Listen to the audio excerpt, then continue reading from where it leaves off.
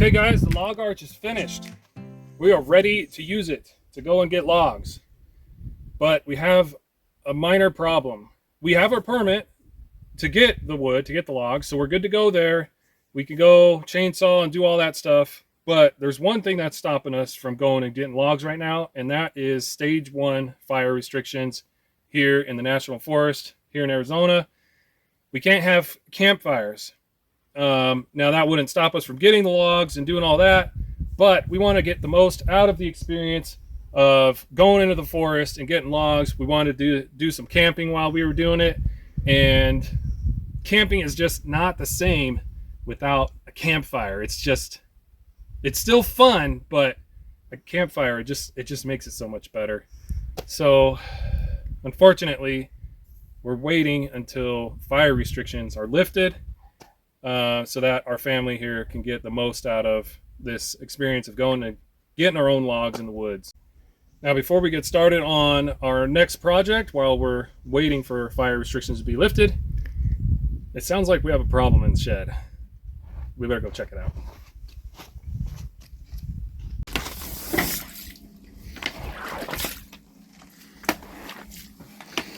We had an accident. Someone's got some splaining to do.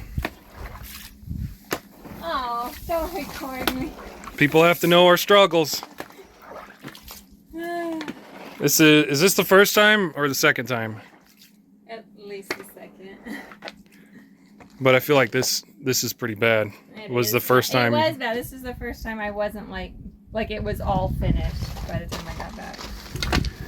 So we have this hose that comes out of the wash and into a bucket. And tub, big tub. A big tub, yeah. And I was. Why do we do that? Why don't we just put the hose out the wall? Explain yourself. We do save our rinse water for the next load to save on water. We reuse it. It gets used twice. Yes. So it comes into the tub, and then on my next load I can use that rinse water to start the first cycle of the washing machine. Of the next load, yeah. And usually I try to be right here in case the hose pops out of the tub, but I wasn't this time. Sometimes I'm timing it just right, where I'm go do something and then come back and I didn't time it right. Doesn't happen often. Guilty. But oh no, it does happen. Yeah, we might have ruined a couple bags of cement. Yeah. Man, and mortar. It looks like maybe might have been spared a little bit. I don't know. Is our slab off to where all the water's on the one side? There's a good puddle on this side. Oh, okay. It's not off. It's perfect. It is perfect. Except for maybe the cement bags are sitting in a high spot. Maybe, I don't know. I sure hope so. That's the only thing I think that got ruined, if anything. Yeah. It's the bags of cement. Most of it's probably okay. They're like $4 a piece or something. Yeah. But the mortar's like $10 a bag. Ugh, don't tell me that. Anyway. Stay close by. Yeah. Usually she sits right here and watches it all. I do.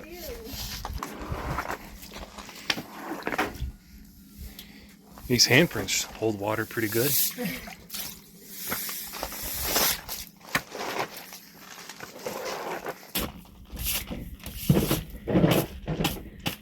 Anyways, guys, that's one of the ways we save water. By dumping it all over the floor. No, by reusing it twice in your washing machine. That's true. And we do that because we don't have a well. We get water either delivered or we have to get it ourselves. So we have to save water. Yep. So that's what we do. And we try not to do this. Yes, this only helps clean the floor. That's about it. You got a nice clean floor.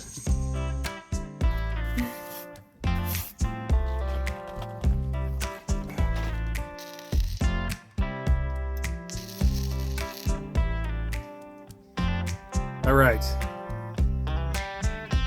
just bear with me here. This is not turning into a welding channel, I promise.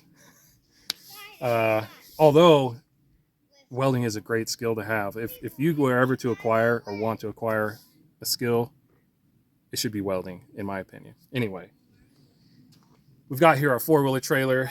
It has done a ton of work for us, hauling rocks, firewood, brush, dirt, you name it.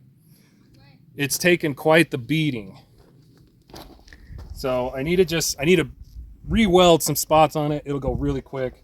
You look here, that's not attached anymore. Same on that side, not attached. You look down here, that's not supposed to be like that. That's supposed to be welded to the bottom. Same on that side. The lever is messed up. One of the flaws of the design here is the tongue is too short.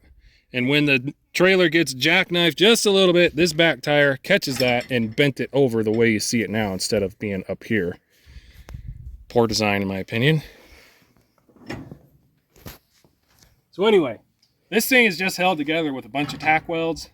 I'm going to re-weld it real quick, get it beefed back up so that it doesn't rattle apart while we're using it next.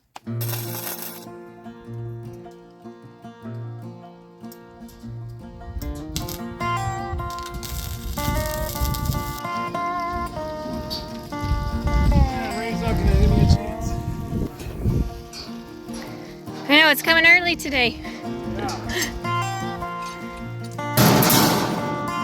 they'll lift fire restrictions. I hope so. It takes them forever to make up their mind. I know.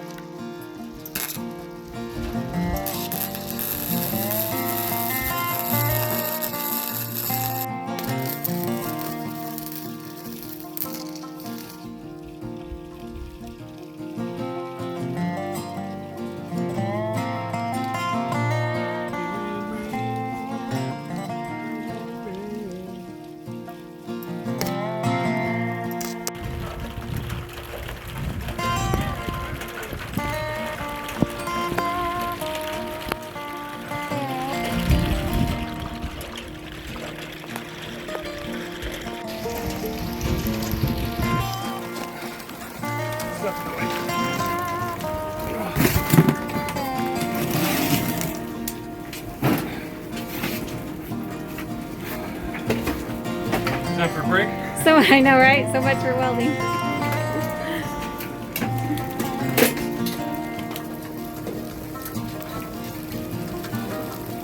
It's just one dark cloud. I think it'll blow over pretty soon.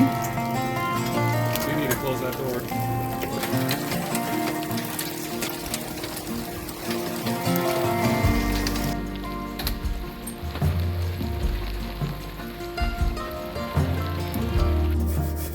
That hailstorm didn't last longer than 5 minutes, so we're back out here. Quick come and quick go. Quick come and quick go? Yeah. Who says that? I know. I do. You're funny. What would you say? Quick? Came and went. Okay. It came and went quickly. There you go.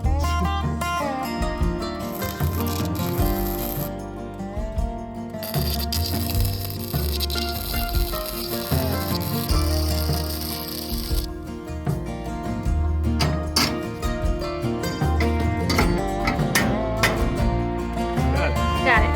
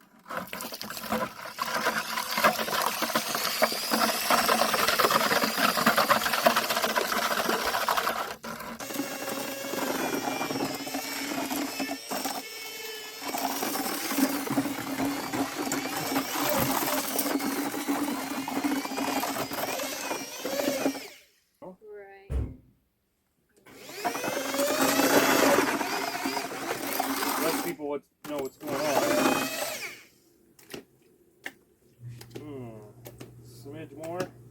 This didn't make Yeah, as much as I would thought it say. would, you know?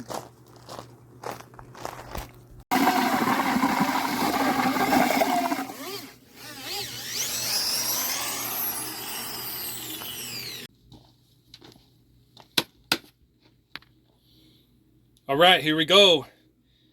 If you guessed it, you're right. We're doing the rock wall, and we're going to try to do a lot of it. This needs to be finished before we can do the rest of the wood siding that we're going to mill up out of the logs that we don't have yet. Waiting on fire restrictions, like we said earlier. So we're going to try to get as much of this done as we can. We have a chalk line snapped at the height we're going with, which is like right here. So this spot is getting really close. It kind of tapers down as you go that way. And now we're going to finally explain exactly how this all works and what we're doing, because we've gotten a lot of questions from you guys about it. You've seen us pour the footer, throw rebar in it, and we started stacking the rock. And if you paid close enough attention, there actually is an air gap back here between the shed wall and the rock wall. We have this air gap, and it is very important. The air gap is for air. Surprise.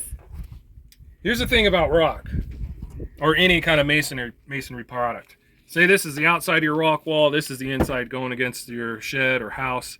When this gets wet on the outside, that moisture will go through and the rock will soak it up. And when it comes time to dry out after the storm passes, it dries from the outside in. So that inside part stays moist and wet. And you don't want that up against your shed. And we have weep holes down at the bottom. We put little pieces of electrical conduit in here. And that's so, and we have them every so often, here and there. And that is so air can get in behind the wall. And at the top, we're gonna have weep holes as well. That'll be mostly hidden, so that air can go in and out, so that this can dry. And so that is the reason for the air gap. You do not want to fill the air gap with insulation, because then your insulation will just be getting wet and therefore transferring that moisture to your wall, which will cause rot. So that's why there's an air gap. And when brick masons are laying brick, the red brick, you know, they do the same thing. This is the same kind of process. They leave an air gap as well. And actually, we are also using brick ties. The brick masons use these too. That's to help keep the wall over time from either moving out or moving in. And we got these every so often. I read that it's good to have them every 12 inches, but we have them like every 6 to 8 inches. Like, it's overkill. So those are the brick ties. Once we do a course, we like to come back and pick out rocks that will fit in certain spots. So I have rocks already picked out, so that as I'm going along, I don't have to pick out a rock. It just seems to make the process go faster. It does. That they're already there and waiting. Once you got your mortar already, you know, souped up and ready to go. Yep.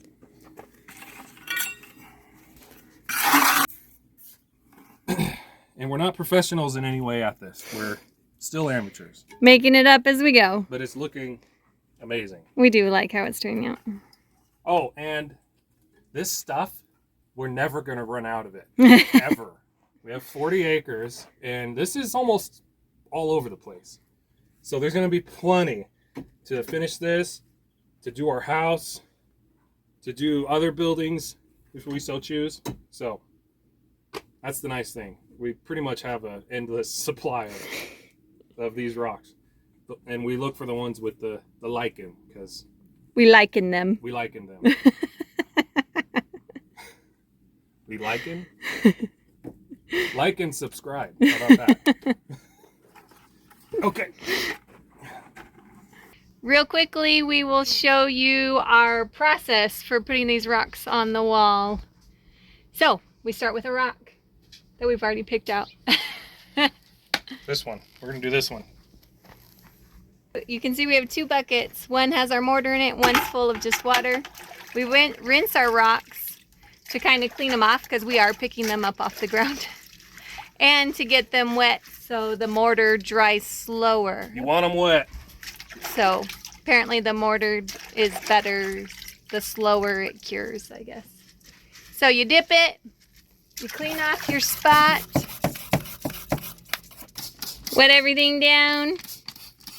It's that moisture thing again.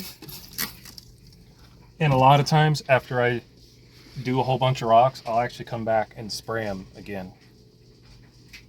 Yeah, because it's been warm too, so they dry fast. Next step, what do I do, boss?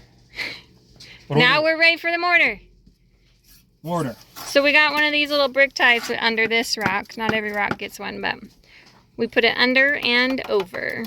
Yes, mortar goes under it and on it, and then the rock goes in.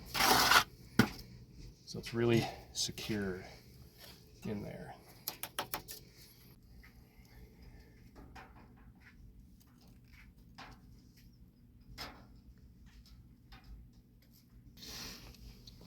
So those are the fastest parts. It's the Yes. getting the grout all perfect once you have the rock set. That takes a long time. Yeah. You squish it in all around the edges, especially the front. And I'll have to add some here and there.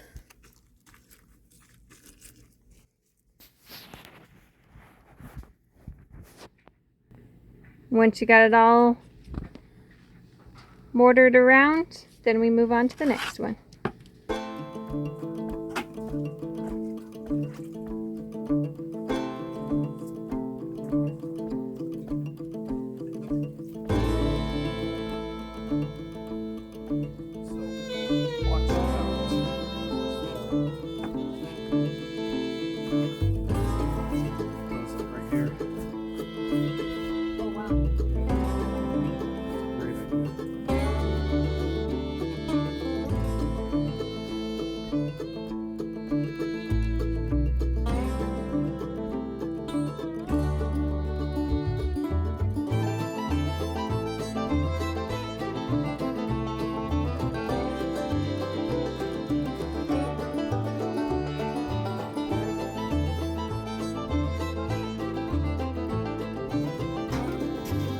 One bucket of mortar down. Yeah.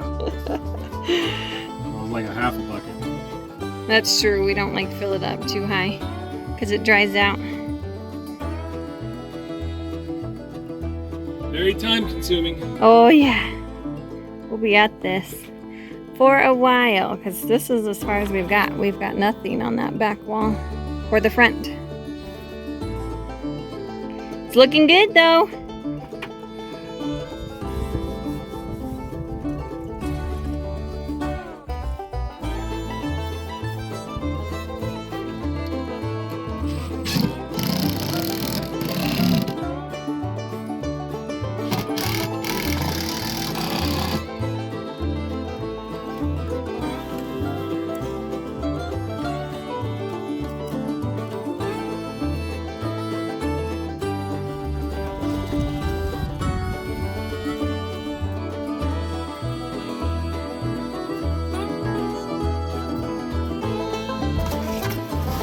Almost out.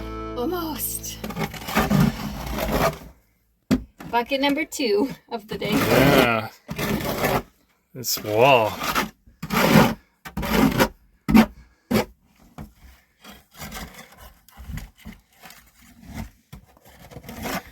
Slow and steady wins the race. Yeah, it's definitely slow. And crank We're trying to be steady. and cranky. And cranky. Aren't you cranky? Me? Are you cranky? Well, working in this area is hard. Yeah, with Hurts this my back. pipe in the way. Yes. You were very grumpy earlier. We didn't get it on camera though. Can we have a reenactment of grumpiness? I don't think I was that. We want to see grumpy Natalie. There's no such thing. I don't know about that. Comment down below if you want to see reenactment of grumpy Natalie. Oh, stop. Too bad. You're not going to get it. You all know there's no such thing. It wasn't that bad, I guess, you know. So we've got a lot to go. This is pretty much the height we're going with. I probably have to put some small ones in there. So here's an idea of how much we have. So we're basically to the corner over there on the first row, and it works its way taller to this corner. Oh, tree in my head. Comes down this way. You can, I don't know, you can't really see here's the red line. So we're all the way to this corner. Looking pretty nice. But we have a lot to do. We've got to do there. We've got to do behind the door here. And we got to do this whole side here. We had Logan bring us these rocks here a little while back. He cleared those out from where the house is going. So these rocks will be used to build the wall here.